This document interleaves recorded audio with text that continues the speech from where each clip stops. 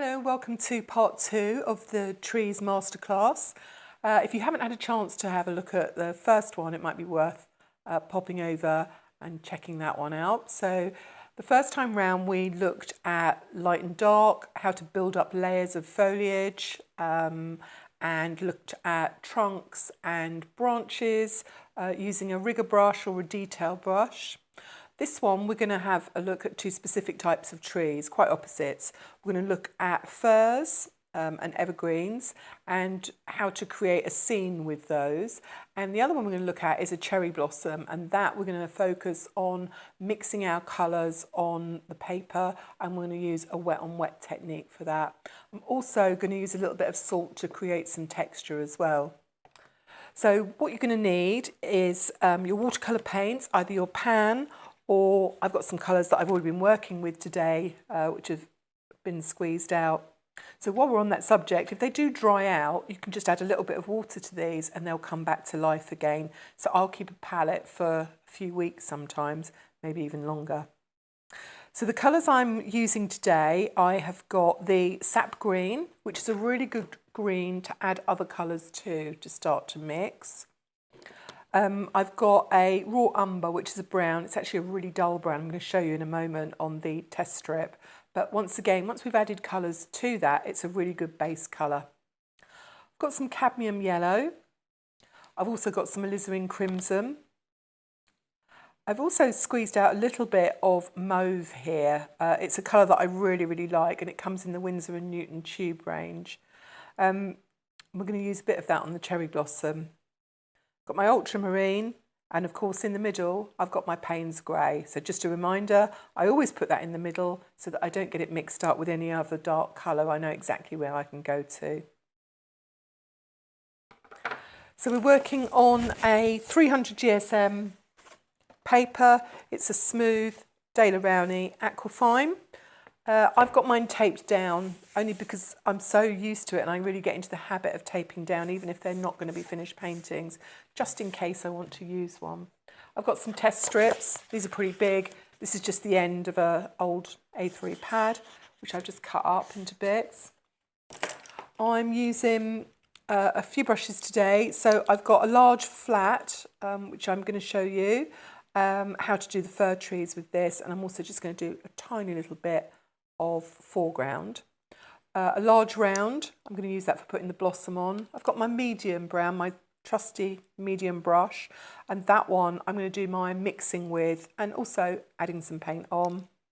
Now I've got this rigger. Now I know not everyone will have one of these, so I'm going to show you exactly the same technique with a detail brush, but this is a rigger. It goes nice and pointed. I've got one in my tub here, but before it gets wet, it's actually nice and fluffy, so don't worry.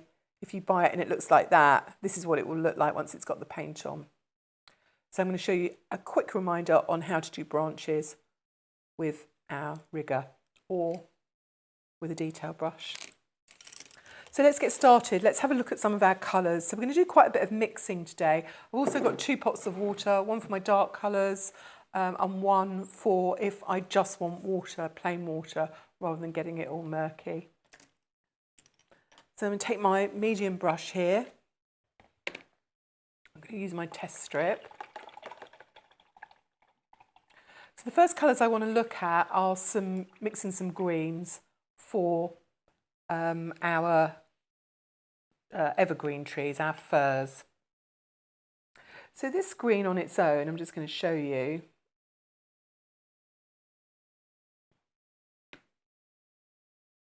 It's fairly bright, and that does have its place, but just not with our fir trees really.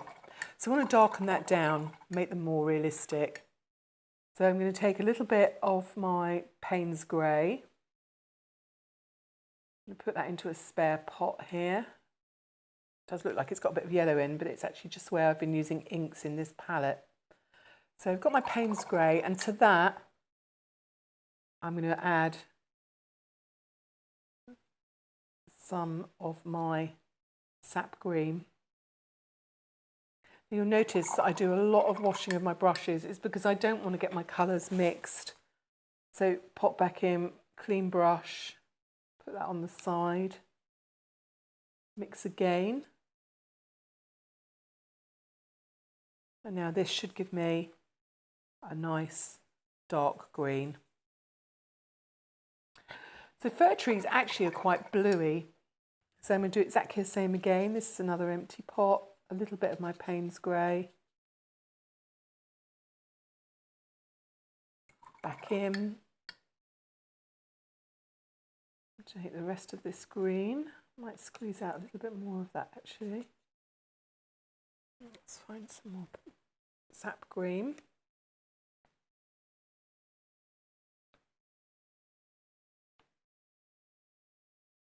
I always start off with something sort of about the size of a pea actually, because you can add to it but you can't put it back in the tube. To save wastage, I always do less really. So a bit more green into here, give that a good mix round.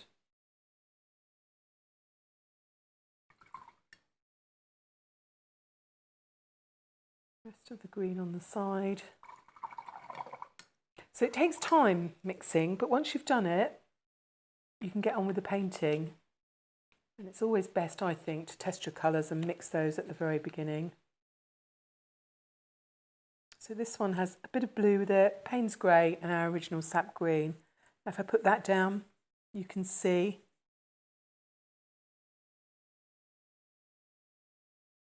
we've got two really good colours going on now. And if we combine that with a bit more Payne's grey, that's going to work really well. So this one we're just going to use for mixing, and we've now got two shades of green here for doing our fir trees.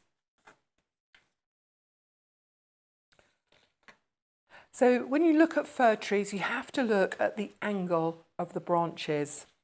And they start at the top very, very small, and they come out and they get flatter as they come down to the bottom. I don't generally draw when I'm doing trees, but for this one, I will. So I'm just going to do a central line here. I'm just going to pop a couple of little lines in. And this is just to remind me, as I go along, to flatten out these branches. So I'm not going to put all the branches in. I'm just going to do my middle line here.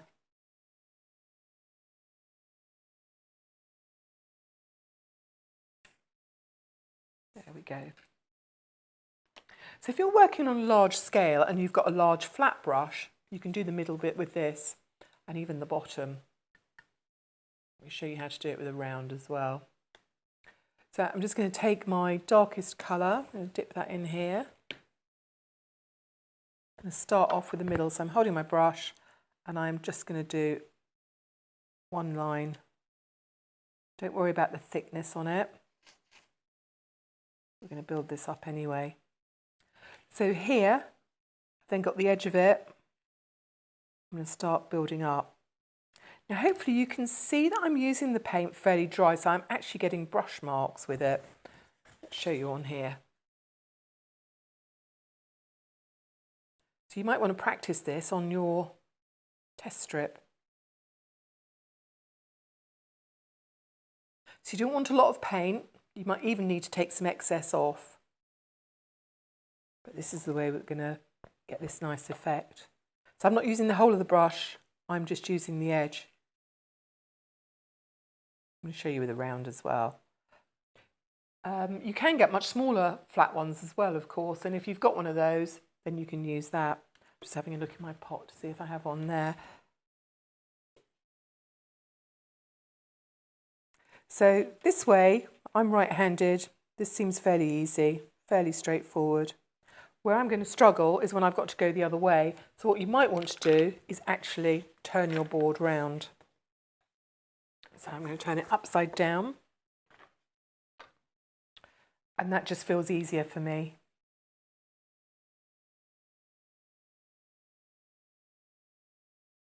So can you see I've put very little paint on this, and it needs to get shorter the further towards the top you go. So that's how you get a nice fir tree effect with a flat brush.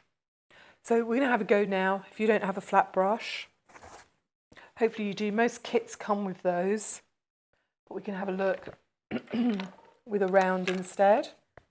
So Get my palette, I'm going to get this medium one, dry that off.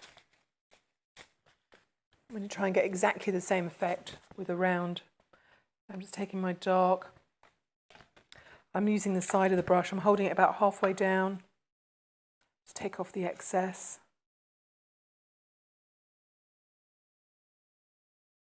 A little bit more paint on there. So we can get a very similar effect for the middle. I'm going to show you in a moment. You need to use the brush in two different ways. So where it's near the centre of the tree, you can do this. And then you just use the pointed end. So we were on the side, now we're on the pointed end. Just get a few little extra flicks to get that same sort of effect. So you want to work fairly quickly. Nice quick strokes. So let's put a bit more water on there.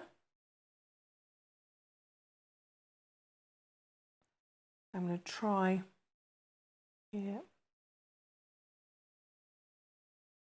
So I'm doing the middle first.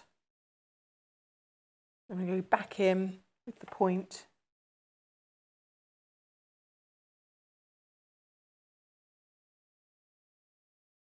So you can try both those ways. You might find one easier than the other. I must admit, I really like using the flat brush for this.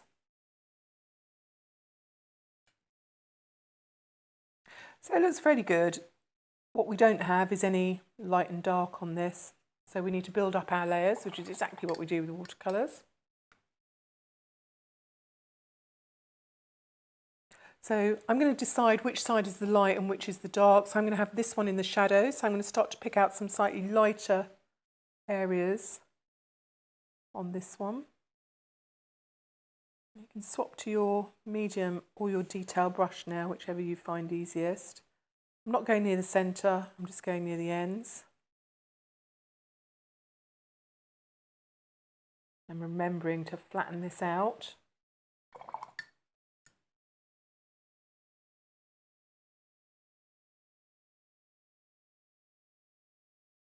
So I've still got quite a bit of white in here, which we definitely want.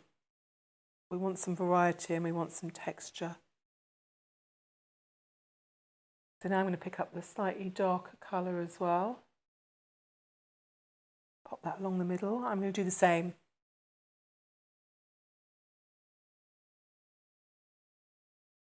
You decide which way you want to paint this. Some people decide that they want to draw trees or paint them upside down the whole way.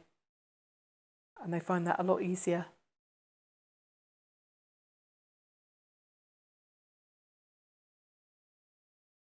So this is my lighter side.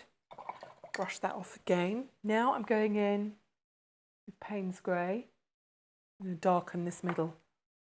I don't want to come all the way out. Just doing a few of these little flicks.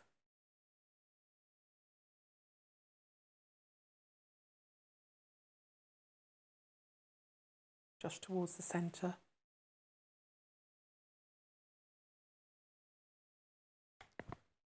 So I'm going to do that.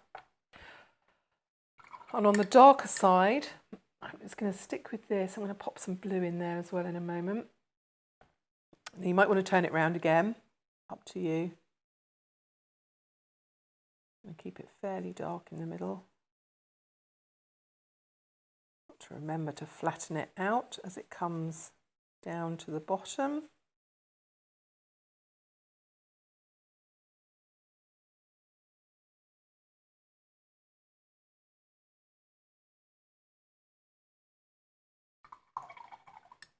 Now here, I think where it's pooled, it's actually gone quite dark. So this is a really good tip. Don't worry, if it goes too dark, you can just lift it. That's exactly what I'm going to do here. I'm going to add a little bit of blue into that.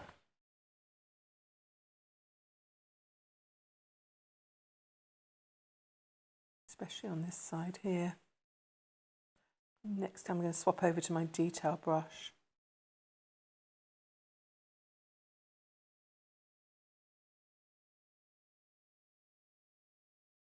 And make sure that I keep this nice and dark underneath, so this would also be where the shadow is.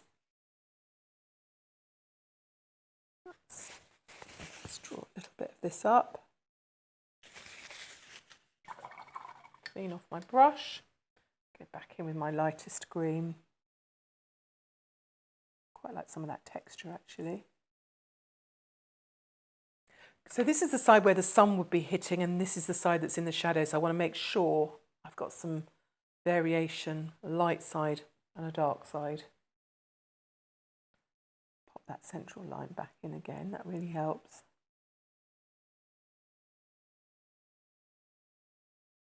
So on this side we want to get darker towards the bottom and where the underneath is. I'm dipping in with my darkest green that I mixed and some Payne's grey. Same over this side.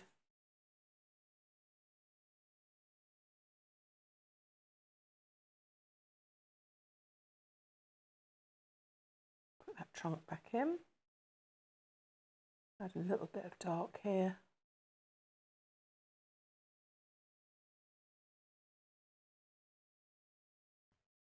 So hopefully you can see how we're starting to build up a light and a darker side. I've got the rigger here, so I've used this by holding it about halfway down. I've got some more of my dark Payne's grey, taken a little bit of green there as well.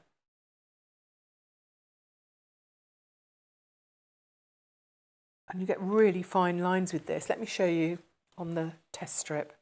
So I'm holding it down here at the moment. Later on, we're going to hold it much further up to get a different effect. But can you see, you get really nice fine lines, and that's what we want now.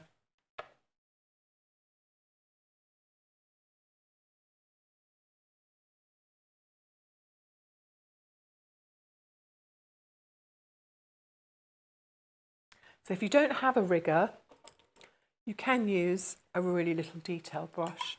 It just takes a bit longer, I think. It's exactly the same thing. Hold it right down.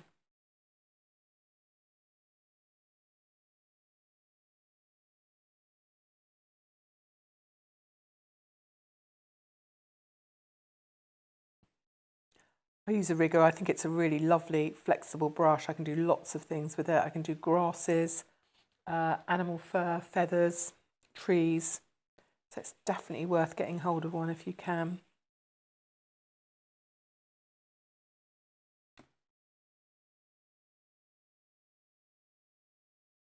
So I'm going to go back to my rigger.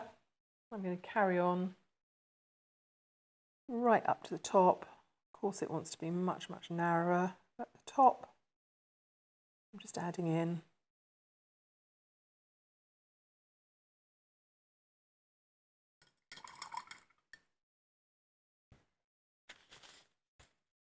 And then on this side, I'm going back to my very light green. In fact, I'm going to take some of that original one, put that in my spare pot here. Add a little bit here. I'm going to actually add in the tiniest bit of yellow.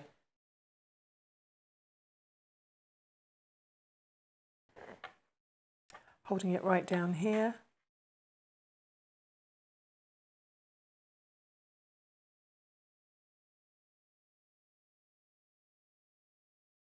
So this is just how to get an effect of a fir tree for use in landscapes. It's not a terribly detailed painting, but it's more for using in amongst other bits and pieces if you're doing a landscape, for example. Just to give you a really good basis for painting trees. So hopefully you can see that we've got a lot of variety of colour on there. I'll keep it a little bit darker underneath again, just so that we've got some shadow. So you can see that this side is lighter than here. This is where the sun would be coming from.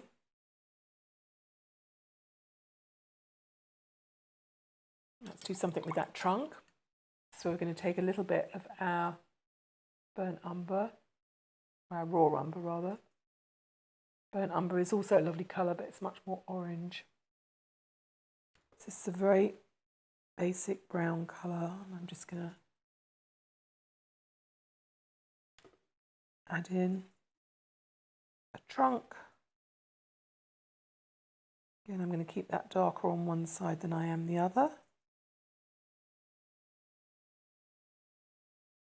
Add in a few little branches here.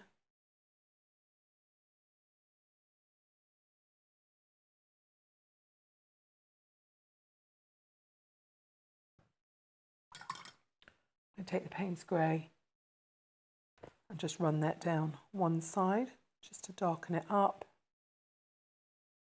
I'm going to add lots of Payne's Grey in at the bottom here because this is the area that would be in shadow.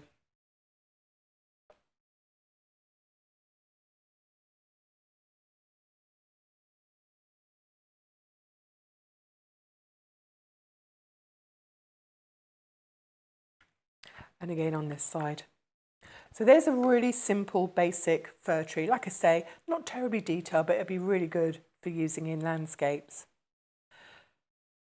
So now on this side here, I am just going to put a few little rows of trees because I want to show you how they would fit into a larger painting. I'm just going to pop a little bit of Payne's Grey here.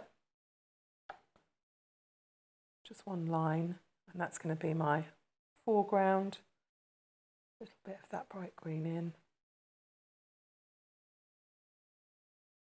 So these are going to be on a smaller scale. I'm going to do these all with my medium brush and my rigger. So we're going to do exactly the same. But what I'm going to try and do now is get some distance into these. So really, I want paler ones at the back. I'm going to start off with a really nice pale grey. So I've got plenty of water with this. Let's just try it out. So very little colour in it. Add a bit in there, which we actually had a little bit of green in. So there we go. Really nice pale one. What we want at the back, just the impression of some trees. So we're not going to spend as much time on these. Put my lines in. Don't need to come right the way down. Varying the height of them. So we can do this in two parts. I'm going to let the first part dry off while I'm showing you the cherry blossom, and then we'll come back to these.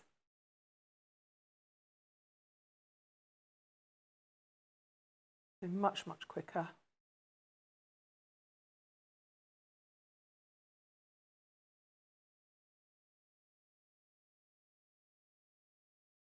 Think about that shape.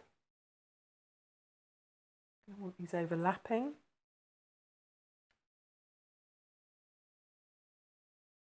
So these are in the distance. They're very pale, no detail.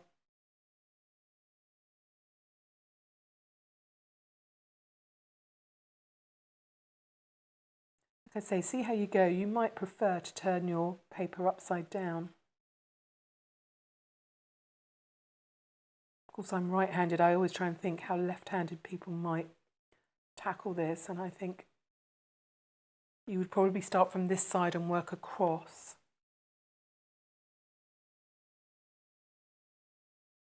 If you're left-handed, you'll have to let me know if you've got any top tips as a left-handed painter. I can share those.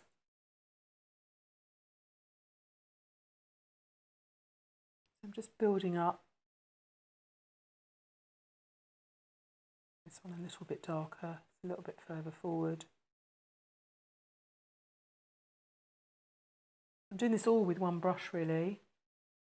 Front ones, I'll put a little bit more detail in.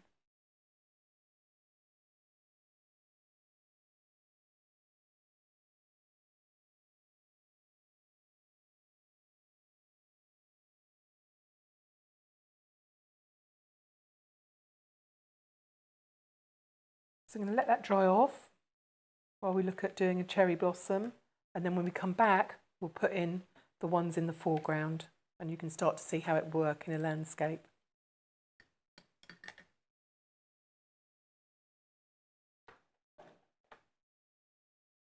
So now we're going to take a look at cherry blossom tree. They're completely the opposite to the fir tree that we've just done in the fact that they're very unstructured, quite often old trees. So we want some nice twists and turns on our branches. I'm going to show you how to do that. Again, I think we've covered that in the first Trees Masterclass that we did, but this time I'm just going to show you how to apply it right across a page and on a larger scale. So we're back to this rigger. Again, I'll show you with a detail brush, but this works really, really well. So this one, I tend to work from the bottom upwards. You might find it useful to do it the other way. And if you're left-handed, then you might find another technique. But just find out what works for you and experiment. So I've got another test strip here. So I'm just going to show you the branch. I've got another palette there for my mixing. So with the rigger, I've actually covered the whole length here in the paint. So I'm just rolling it around. And how you hold this is absolutely vital. So normally if we want a detailed painting, we're going to hold it right down here. If we want something a lot looser, we're going to hold it up here. And there's also a twist involved in this. So I'm going to put my brush down and pull it upwards. So you want to actually almost lift your brush off the paper as you come away. So I'm pushing it down. And if you look at the end here, I'm actually twisting it backwards and forwards. I've got a very loose grip on this. And what that does is give us some very natural looking branches. By the time I get to the top, I can just lift off. And I'm going to build that up again. I haven't actually dipped back into the paint at this point. Now I'm going to do another branch coming off this way. And this is how we're going to build up a tree and a cherry blossom. A bit more paint on, down again. So I'm going over. I'm not going alongside, I'm going over to build up this trunk. I'm holding it really, really loosely. I'm almost letting the brush travel across the paper with me just giving it a little bit of direction. So let's have a look at doing that on here. I'm going to build this up in 3 layers. We're going to do our basic outline of our branches with our rigger. We're then going to put our blossom on, and then we're going to come in and fill in a few detail branches again with our rigger. So you can do it with a detail brush. I'll just show you that quickly before we start on the main one. So I have my detail brush here. Like I say, you can do it, it just takes a little bit longer. So getting as much as I can onto here, again holding it at the end. But what happens with the detail brush is it doesn't tend to hold the paint quite as long. It's exactly the same method.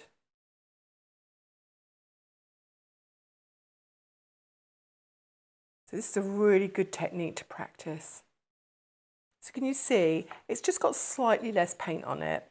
So you'll have to do a few more branches, but you can work it with a detail brush just as well as a rigger.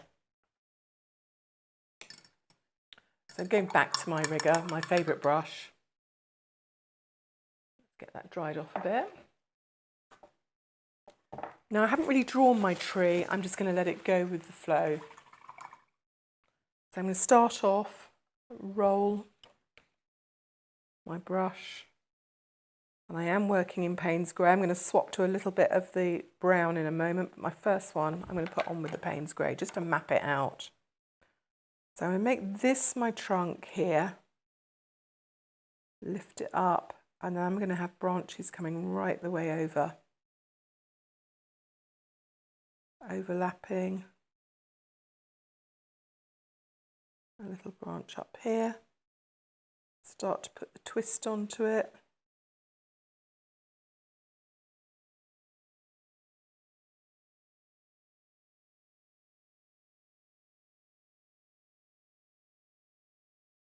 And start to fill in here. And I also want some branches that come right out from this point too. So now I'm going to swap over and I'm going to pop in a little bit of my browns. This is my raw umber. I'm going to put this on top of the Payne's Grey and then they'll mix in together. I'm going to do the same with the green as well.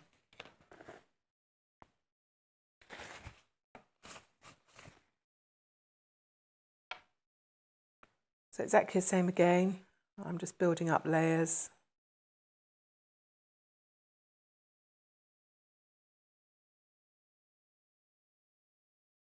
Just going to focus on the trunk for a moment.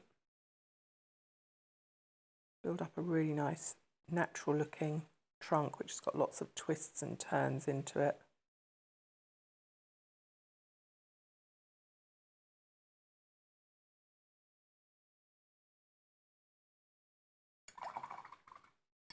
I've just got a little spot of paint on here. I'm just going to show you how to lift that actually. I think once the blossom's on, you probably wouldn't even notice, but seeing as I've done it, I'm just going to show you that you can just get some clean water, give it a little bit of a rub, and that's lifted and gone. So back in now, I'm quite liking the colour of this here, but what I'm going to do, just put the tiniest bit of green. I'm going to use that medium one, and exactly the same again. Mix all the colours of the branches there.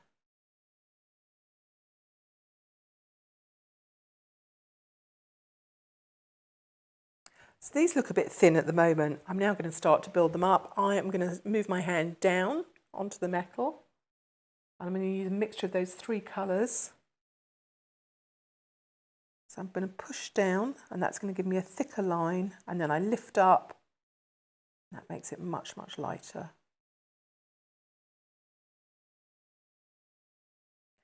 So I'm doing this kind of from memory and imagination. Best thing to do, have a look at some photographs of trees and cherry trees and see how the branches go. Don't try and copy it, but it will just give you a really good idea of the twists and turns that they take. So we don't want this too straight. Can you see I've got lots of wiggles in here?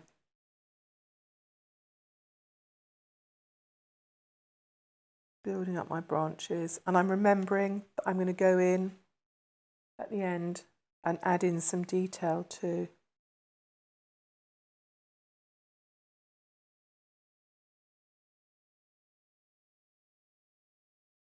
Remembering to put my green in, that's absolutely vital. So most people, when they draw trees, they think about doing a brown trunk. But really, trunks are made up of lots of different colours, and they often have quite a bit of green in them, so remember that. Next time you're out, I know lots of people love to go out and walk, especially while we can't get out, but have a look at the colours. By the time you've got the moss on and the grasses that are drawing up the tree, you'll see all those different colours in there. Again, I'm keeping one side slightly lighter than the other.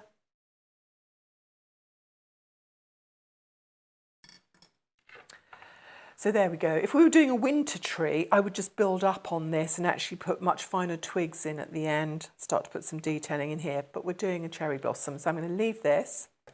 Once this has dried off, I'm going to show you how to put the blossom in, and then we'll put some finer detail in. So we're just going to go back to our original one, which was our fir tree, and just finish off that little sample there. So back to our fir trees. So this is our first one we did with our light and our dark side. And here, if you remember, we just put on some really rough idea of the shape of fir trees, and these are just in the background. So I'm going to go back now. I'm actually going to use my rigger for this one.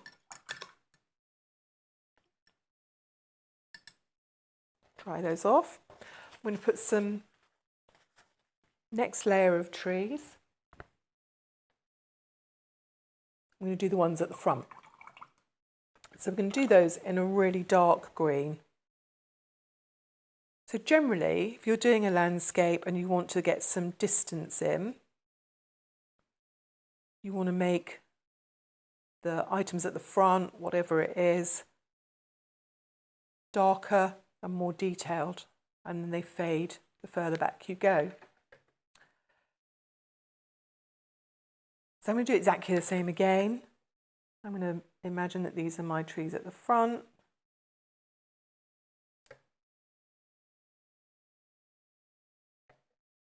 These are further apart. I'm going to fit 4 on there, 5, and there we go. Exactly the same method again, slightly more detailed.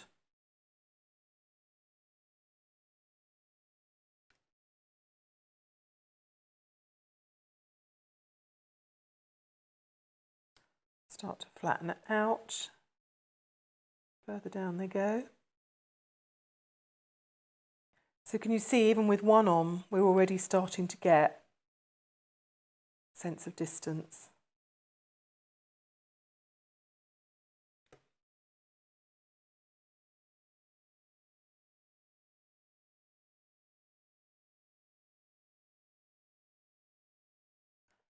Pop a little bit of dark in on this side.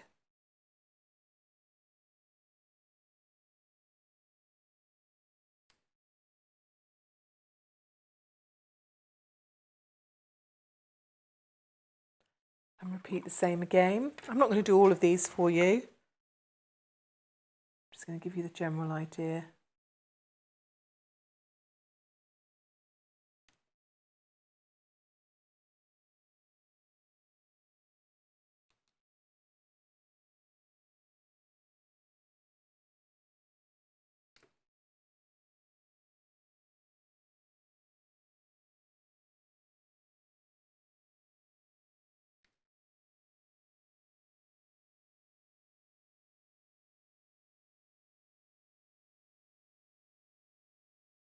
Just want to do 2 or 3 of these, and then I want to show you the middle range. So we've got the background, we've got the foreground. I just want to show you the middle ones as well.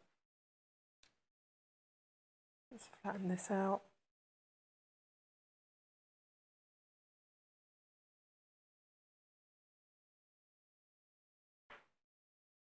Remembering our light side and our dark side, so back in with some Payne's grey.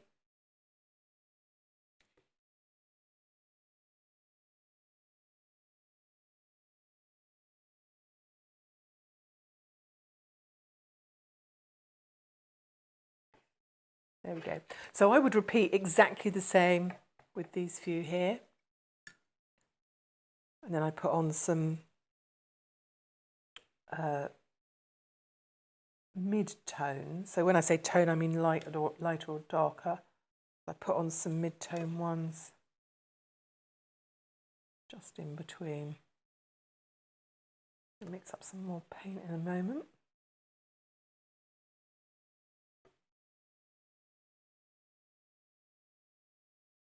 So you can see how quick this is working with this brush. It's almost a flicking on of the paint, and actually the more care and detail you put into these, the less realistic they look. So if you start to do one line at a time, which is what you would naturally probably want to do, they don't look quite so good. You almost need this fairly fast flick and this action. Right, let's darken up this side. Always remember to keep the bottom nice and dark where it would be in shadow.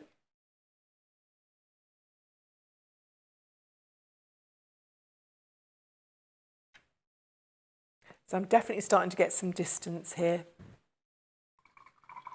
I'm going to go back to my round brush now. I'm just going to pop something in between those two. So let me find my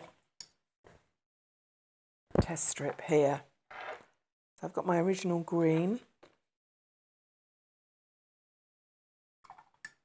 I'm going to add a tiny little bit of blue into this. Let's see what that gives me. See if I like that colour.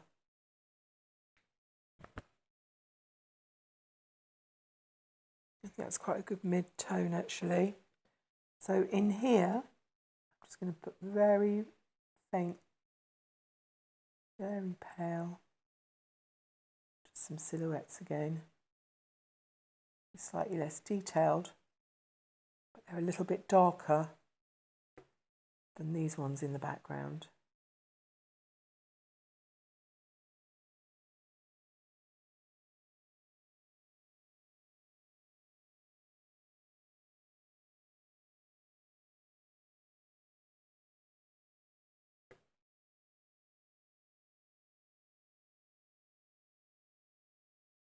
So now I have 3 layers of trees, all based on the same colours, just different tones. And that's what's given us some distance. Just darken up one side. These would work really well if you were popping these onto a landscape, a mountain, something like that.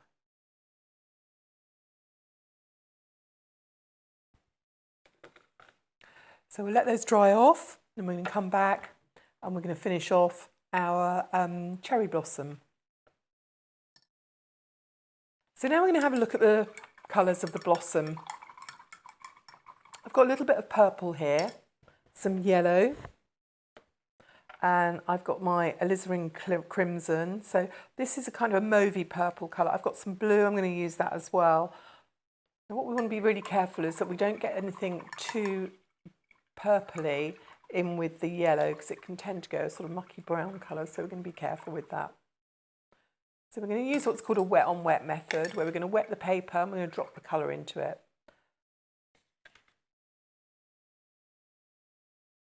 I'm going to make myself a nice sort of peach colour by blending in some yellow. This is just on my test strip here. I've just wet the paper, put a little bit of yellow on there. Added on some orange, some red rather, to make an orange, and then I'm adding water to that. That's going to give me a really nice peach colour. Absolutely perfect.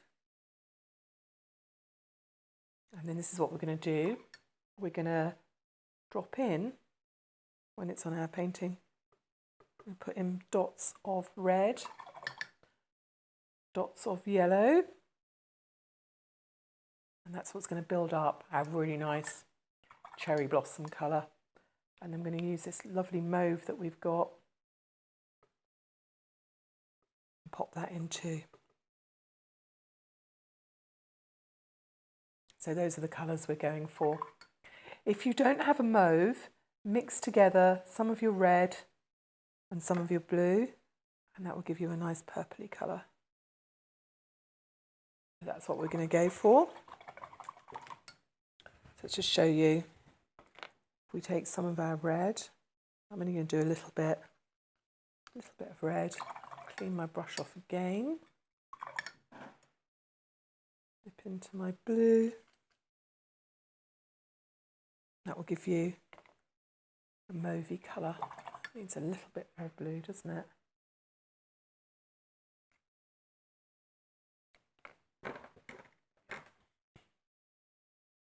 Nice mauvey colour. So when I'm teaching, I think the best way of you finding out about colours is to do this, to actually mix them and try them out on your paper. You'll make some mistakes along the line, but you'll learn from those, and it's definitely the best way of doing it. I know a lot of art tutors will tell you exactly what colours to use and what quantities, and I think that's actually a harder way to learn. Best to learn by experience. So if in doubt, mix it up, try it out on your test strip. You've not gone anywhere near your painting, so you've nothing to lose, and see how you get along. So I'm going to go back to my nice big brush now, and I'm just going to put on water, clear water, where I think I'm going to want my cherry blossom. Now you just want to drop this on, because watercolour stays active, in that if I start scrubbing this or rubbing it or being too heavy-handed, I'll actually pick up too much of the colour, the twigs and the branches that I've done. So I want this really nice and big and nice and loose. Going to stick with the same brush. I'm going to pop in some of my yellows. I'm doing this with the side of the brush. It wants to be really nice and loose. If it's not spreading, a little bit more water on.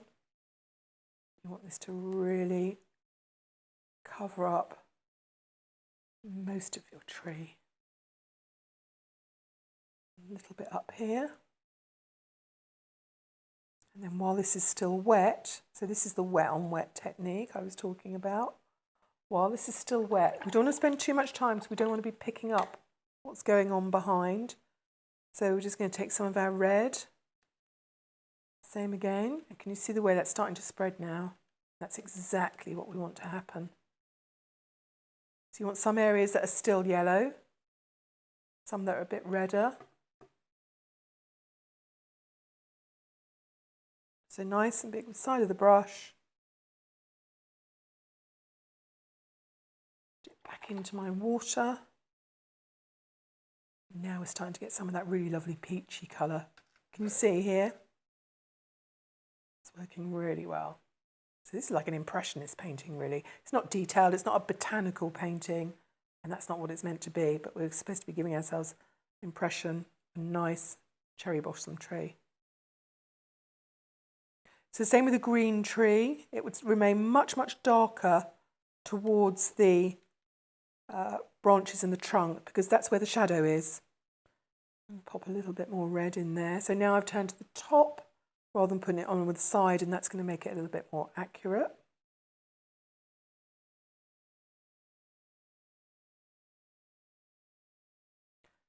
Remembering my underneath is going to be much, much darker.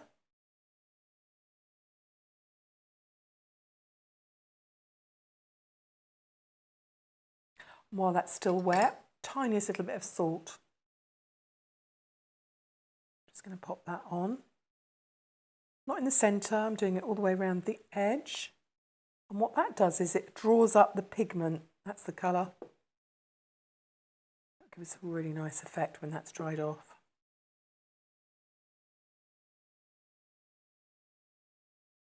So I'm going to let that first layer dry, and I'm going to come back, put a little bit more detail in.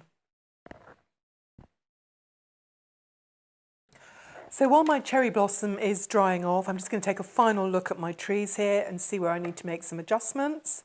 I can see that now this is dried off. I actually need to bring this out a little more, make it slightly darker, and also darken under the trees and darken off on one side here.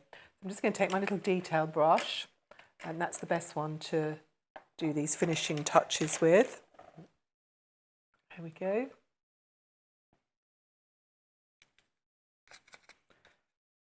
I'm going to get myself some very dark green here. So that's my Payne's grey, my original green.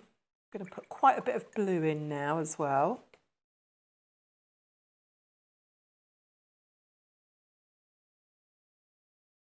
I think that's what makes these fir trees distinctive. They almost have this blue colour to them when you start to look closely.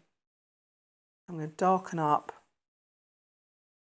right the way along here, a little bit more Payne's grey in. And that will balance up much, much better then. If you want to take these a little bit further, you can start to put some fir cones in. I'll just show you a couple of those. Got the time while our cherry blossom is drying off. So there we go, I've just darkened in along there. And that actually looks much more balanced now. So it's always really important to let your painting dry off a little and come back to it. Don't just sit working at a painting and carry on and carry on. Take some breaks, because it's when you come back to it that you can see where you can make some changes. Let's just try this same colour out again.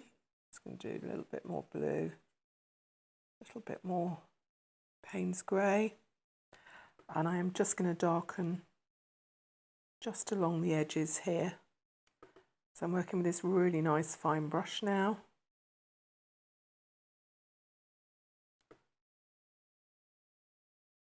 Around the bottom, so that's exactly where it would be in shadow.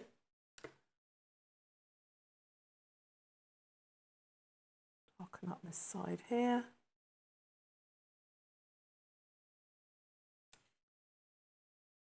That central bit back in.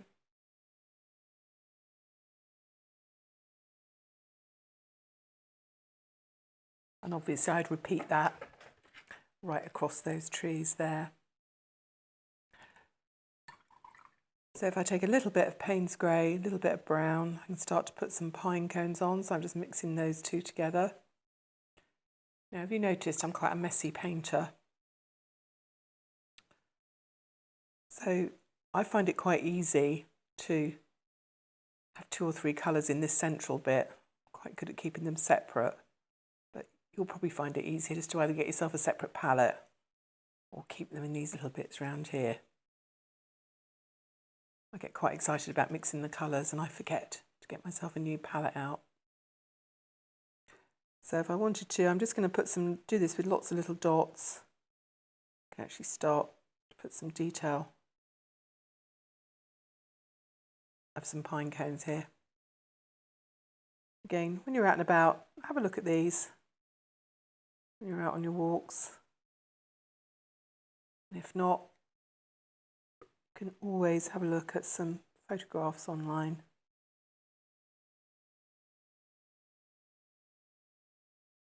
So there we go. So again, I'd finish that off right the way over the tree. So let's go back to our cherry blossom and get that finished off. See how that's looking.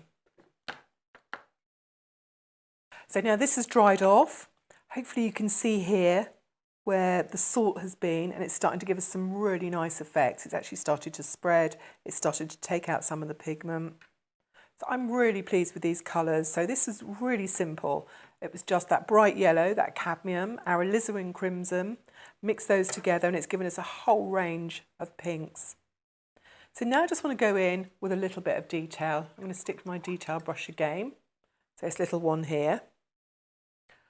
I've also got my medium brush and I might put a little bit on with that where I want something a bit heavier. I've got my alizarin crimson here mixed with a little bit of blue, and that's what created my purple. So I'm just going to dot in, especially at the bottom. So I'm doing this with a dot. I'm pushing down. So especially around the trunk and at the bottom, I want to make this a little bit darker.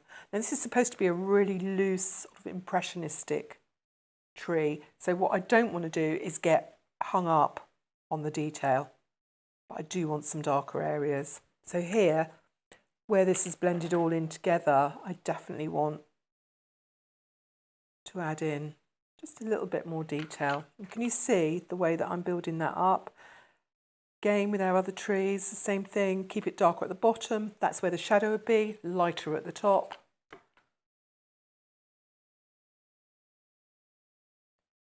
And then I'm going to try one of my favourite techniques, actually spattering, which is really, I love doing that. I'm going to show you how to do it so you've got a little bit of control over it. People sometimes panic and think they're going to ruin their painting. But if you can control it, it can be really effective. So there we go, a little bit darker along the bottom. That's already starting to give that some shape. Let's go back to my mauve over here. So this is the one that I squeezed from the tube. This is the Winsor & Newton mauve.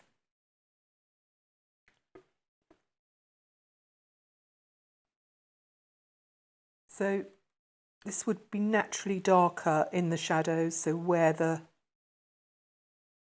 trunk is, closer to the trunk, the branches. Remember, we're going to put a few more little branches in on this as well.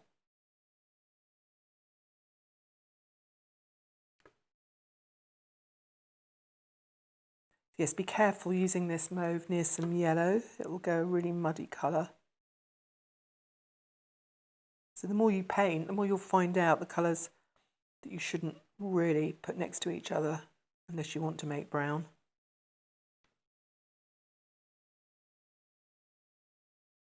There we go. It's a little bit darker, but we don't want to go too mad with that. Let's just keep it nice and fresh.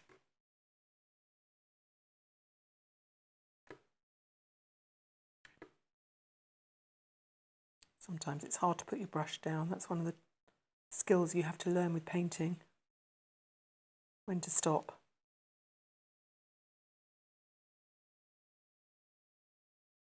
Just going to pick up a tiny bit of Payne's grey, a little bit of blue. I'm going to pop that right down at the bottom, but just the very few of these. We don't want it to turn all murky. We want to keep it nice and bright.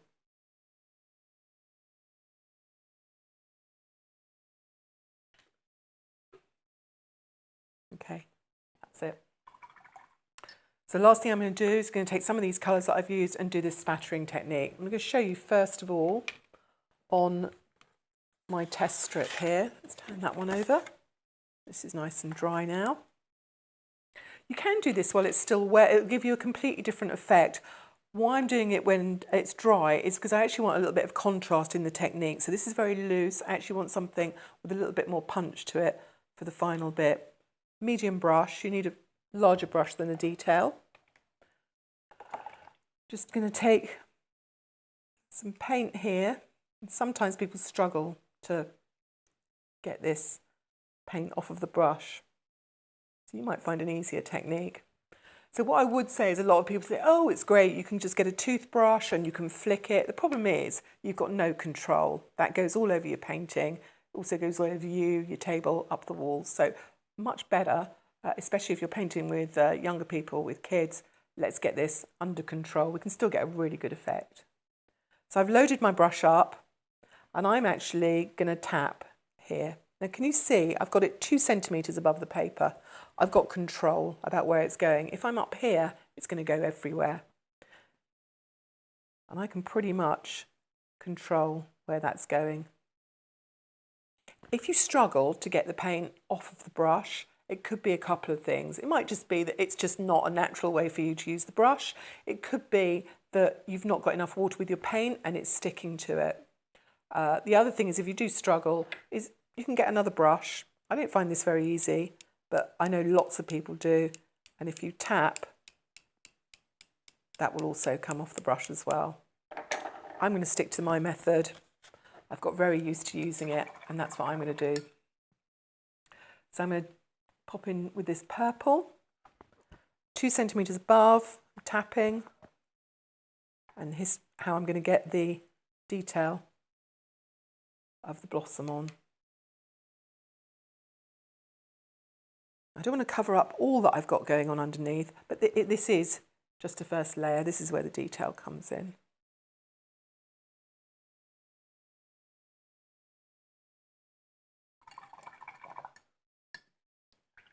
I'm going to do the little tiniest bit of yellow, not too much.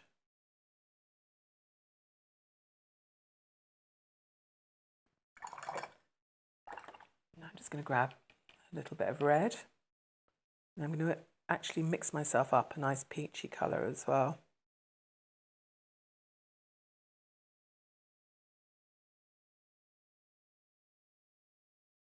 There we go. So just before I finish with my colours, I'm going to take my yellow, my red, add the two together to give me an orange.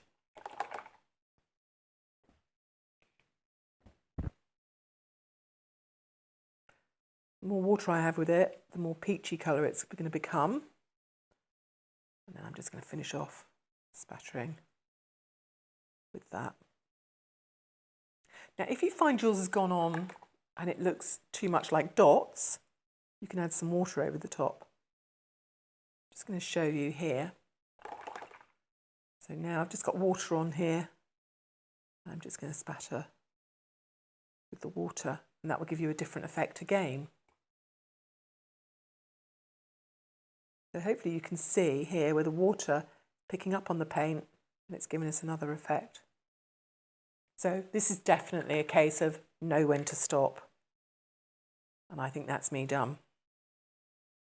So we want the blossom to dry off, and I'm just going to put in a few little extra branches and twigs. Not too many because I'm pretty happy with how this is.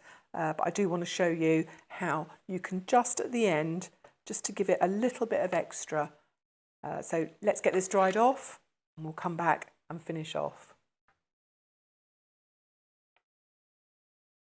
So just going to finish off now. What I want to do is to make this look like an older tree. And the way to do that, and that goes for any tree, if you want it to look older, have some nice branches coming in right off of the bottom here rather than just all at the top of the trunk. I'm just going to add in a few little details in between. So I'm back to my Payne's grey. I've got some mixed with some brown there, so I'm going to use that. I'm going to put some trunks in some branches coming in, pushing down, going up behind my blossom. Now can you see the way that has completely changed the age of that tree? Almost straight away.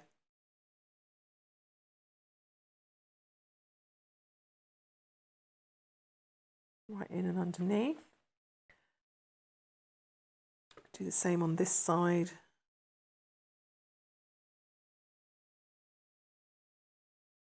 A few older branches.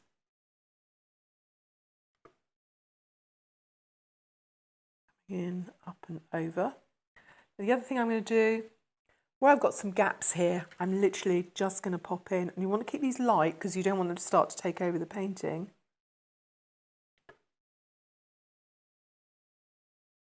Over and then in between. So where you've got the gaps here, see I've got a really nice gap here, I want to put in some very fine. So I'm doing this with my rigger. You can actually do this with your detail brush if you don't have one. So all the gaps, just going to have some tiny little branches, and even at the end here. I like this one that's coming out here. And put some over. But like I say, keep this really light. I'm just going to put one on really dark and show you, if you should happen to do it too dark, how you can lift it. So let's put one on here. Now that sticks out much too dark. It would look fine if it was closer to the trunk here. So all you're going to do, don't rub it, but you're literally just going to lift while it's still wet, and it takes it right back down. So I am going to put a few darker ones in here, slightly darker, slightly thicker.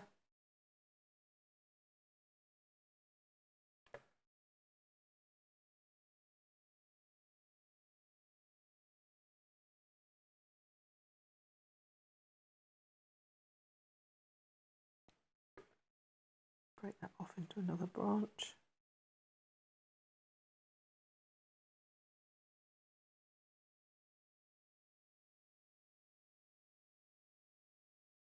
There we go. So I'm going to call that finished. I'll dry that off, get that into a mount, and probably pop that into a frame. So just a little recap, just some reminders. First method is the wet on wet, so you wet the paper, drop the colours in with the side of that large brush. When it comes to the trunk, you want to do that with the rigger, but on here we've mixed up, rather than in the palette, we've done some of them with Payne's Grey, some with our brown colour, and then some with one of our greens, and it's given us a really nice trunk effect here. And where they've sort of moulded in together and run in together, we've started to get lots of different variety of colour. So then we did our spattering, and we just finished off with a few little details of twigs. So thanks for joining me today, and I look forward to painting with you again soon.